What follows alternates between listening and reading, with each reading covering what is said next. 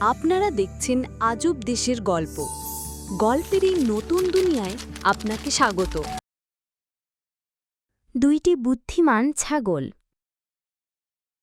এক দেশে ছিল একটি ছোট্ট গ্রাম, আর সেই গ্রামের মাঝে দিয়ে বয়ে যেত একটি গভীর গিরিখাদ। সেই খাদের উপরে ছিল একটি সরু সাঁকো, এতটাই সরু যে একসাথে একজনের বেশি পার হওয়া যেত না। একদিন এক ছাগল সেই সাঁকো পার হচ্ছিল। হঠাৎ বিপরীত দিক থেকে আরেকটি ছাগল সাঁকোতে উঠে এলো, কিন্তু সাঁকো সরু হওয়ায় একসাথে দুজন পার হওয়া কোনোভাবেই সম্ভব ছিল না। আমি বড়, তাই আমাকেই আগে যেতে দাও।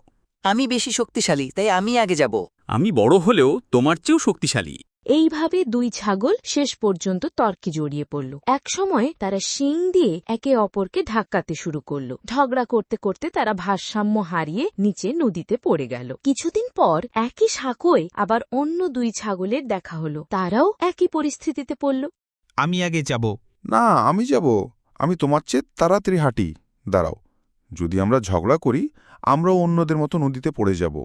আমি শুয়ে পড়ি, তুমি বরং আমার উপর দিয়ে হেঁটে যাও। দ্বিতীয় ছাগলটি রাজি হয়ে গেল। সে সাবধানে প্রথম ছাগলের পিঠের ওপর দিয়ে হেঁটে গেল ও সাঁকো পার হয়ে গেল। তারপর প্রথম ছাগলও উঠে সাঁকো পার হয়ে গেল। এইভাবে দুজনেই নিরাপদে পার হল, শক্তি দিয়ে নয়, বুদ্ধি দিয়ে। এই ভিডিওটি দেখার জন্য আপনাকে ধন্যবাদ। যদি ভালো লাগে তাহলে লাইক দিন ও সাবস্ক্রাইব করুন।